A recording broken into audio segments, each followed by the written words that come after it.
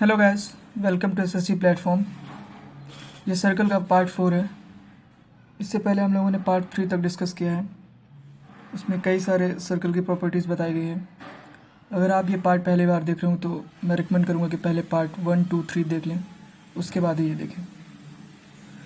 तो दोस्तों, इस पार्ट में मैं आप लोगों को कुछ एंगल से रिलेटेड रूल बताने वाला हूँ सर्कल का, जो सिंपली एग्ज़ाम में आ जाता है कभी कभी। प्री में तो आने के बहुत ही ज़्यादा चांसेस हैं।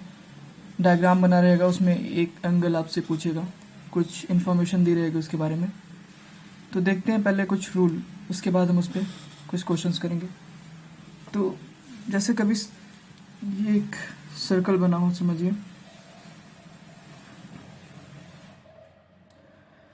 ये एक सर्कल हो और इसमें एक ट्रायंगल ऐसे कुछ बना हो, सर्कल का सेंटर हो ये ओ, इससे भी एक मिलाकर ये इस तरह का कुछ फिगर दिया हो। ये है आपका सेंटर सर्कल का। अगर ये एंगल x है और ये एंगल y है तो इन दोनों के बीच में एक रिलेशन होता है। जैसे हम बोल सकते हैं angle x is equal to twice of angle y। ये बहुत ही इंपॉर्टेंट रिलेशन, ये आपको पता होना चाहिए। और इस जो प्रॉपर्टी है इसको हम डिग्री मेजर थ्योरम भी बोलते हैं। तो आपको ये जानने की जरूरत नहीं, बस आपको ये पता होना चाहिए कि ये प्रॉपर्टी जो एंगल पे बना हुआ जो सेंटर पे बना हुआ एंगल होगा वो पेरीफेरी पे बने हुए एंगल के ट्वाइस होता है। Angle X equal to twice of angle Y. और एक और बहुत ही इंपॉर्टेंट प्रॉपर्टी है, ये तो आपको पता ही होना चाहिए और ज़्यादातर क्वेश्चंस में इसी का यूज़ होता है। ये सर्कल का सेंटर हो गया ओ। कार्ड हमने आप लोगों को पहले ही बताया फर्स्ट पार्ट में। तो कार्ड बना नहीं रहेगा। सपोज कोई फिगर है ये,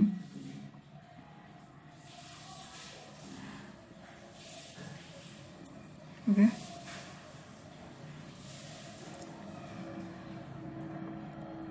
ये एंगल ए, ये एंगल बी।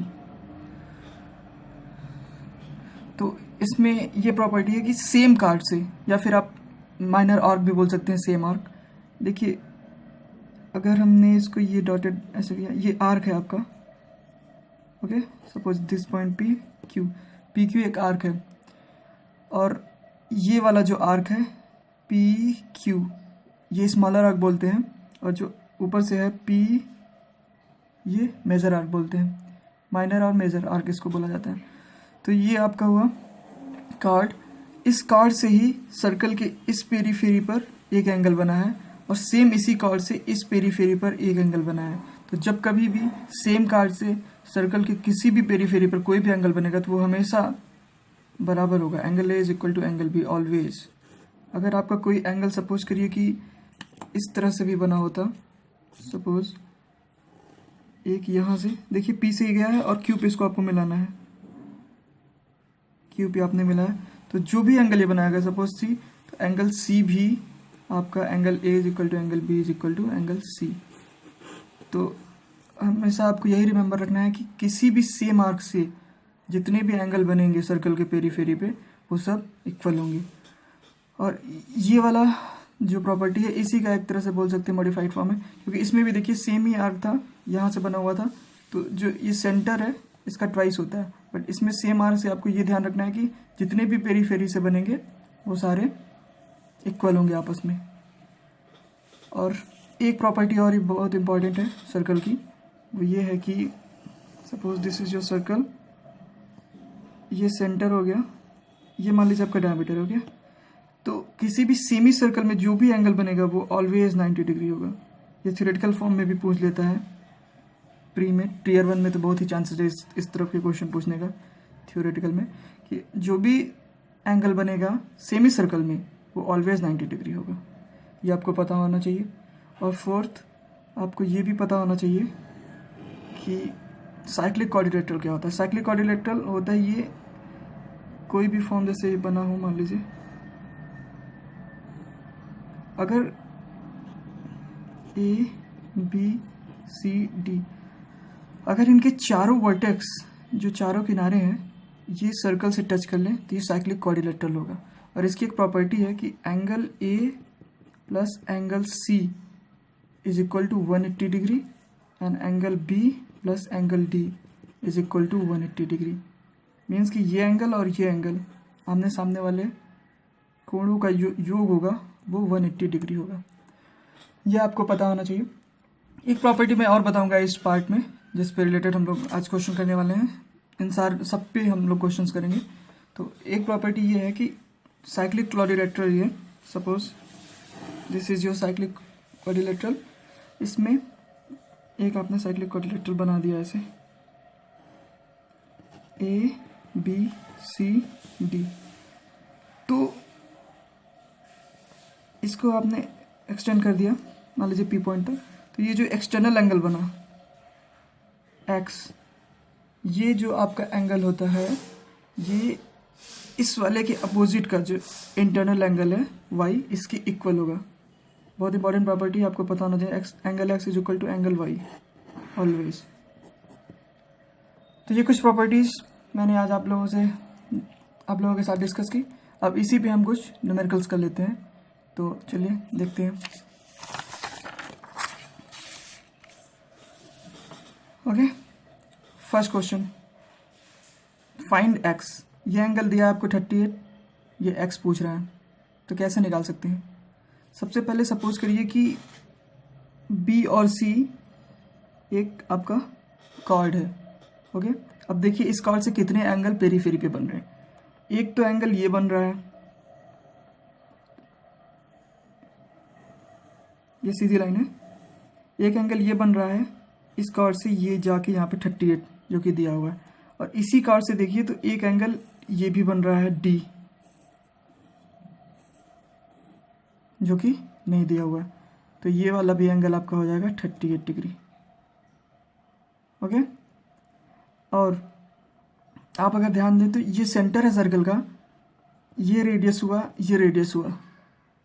तो ट्रायंगल की एक प्रॉपर्टी होती है जब दो साइड बराबर होती हैं, ये और ये साइड बराबर है, तो ऑलवेज जो भी एंगल बनेगा ये और ये बराबर होगा। मतलब दो साइड के बेस पे एंगल हमेशा बराबर होगा अगर कि कोई भी ट्रायंगल है जिसकी दो साइड्स बराबर हैं। सपोज कि आपका ट्रायंगल ये होता, ये दोनों साइड बराबर होगी तो इनके बेस का एंगल ये और ये बराबर होता।